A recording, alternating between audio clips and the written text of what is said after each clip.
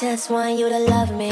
প্রিয় দর্শক, এই সন্ধ্যাবেলা এই নদীর পাড়ে বসে, রাস্তা পাশে নদী এবং লেকের পাশে আমরা বসে আছি। দেখেন এই সন্ধ্যাবেলায় এই আনারস মাখানো খেতে যে কি মজা, এই ফিলিংস অনুভূতি এখানে না আসলে বোঝাতে পারবো না। আর কি একটা অনুভূতি, দেখেন এই আনারস দেখতে পাচ্ছেন একদম নেটরুম একবারে সন্ধ্যায়, নিশ্চুপ সন্ধ্যায়। দেখেন আমরা যে আনারস নিয়ে আসছি, যে আনারসটা হচ্ছে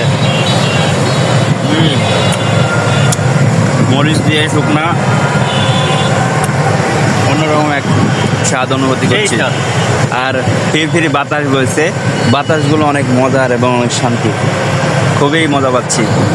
কেউ যদি খান অবশ্যই এরকমই মজা এবং স্বাদ পাবেন, এরকম প্লেস পাবেন, এরকম সুন্দর জায়গা পাবেন।